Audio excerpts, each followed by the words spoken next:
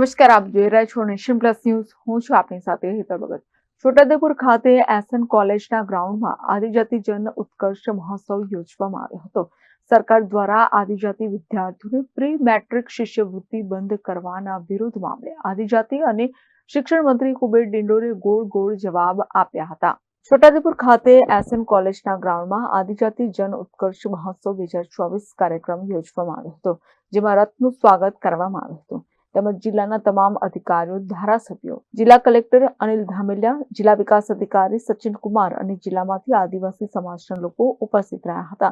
જેમાં આદિજાતિ અને શિક્ષણ મંત્રી કુબેર ડિંડોરની હાજરીમાં યોજાયેલ કાર્યક્રમમાં આદિવાસી નૃત્ય અને ટીમની કાર્યક્રમ સ્ટેજ ઉપર યોજાયો હતો. ત્યારબાદ તેજસ્વી તાલાઓનું સન્માન કરાયું હતું.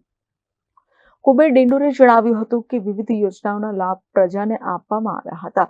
જ્યારે આદિજાતિ મંત્રીએ પ્રજાની તમામ મુશ્કેલીઓ દૂર કરવા માટે સરકાર કાયમ માટે તત્પર રહેશે, ત્યારે આદિવાસી સમાજનો વિકાસ સમગ્ર રાજ્યમાં થયો છે. ત્યારે વિરોધીઓ ખોટો પ્રચાર કરીને સરકારને બદનામ કરે છે. આદિવાસી વિસ્તારમાં પ્રજાની દરેક સુવિધાઓ અને લાભ સરકારે આપ્યા છે.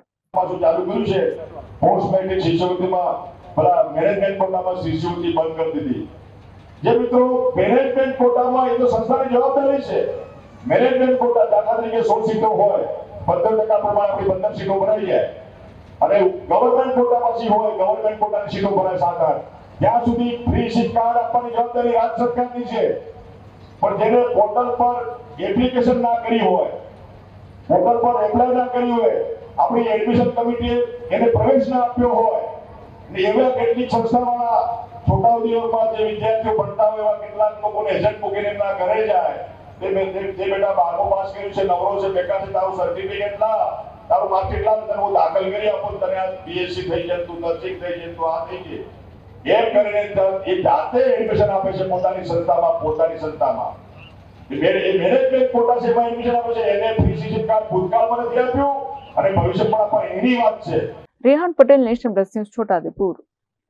સમાચારોના સતત અપડેટ મેળવવા માટે અમારી નેશન પ્લસ ન્યૂઝની યુટ્યુબ ચેનલને સબસ્ક્રાઇબ કરો, બેલ આઇકન દબાવો અને જોડાયેલા રહો ફેસબુક, ઇન્સ્ટાગ્રામ અને ટ્વિટર પર.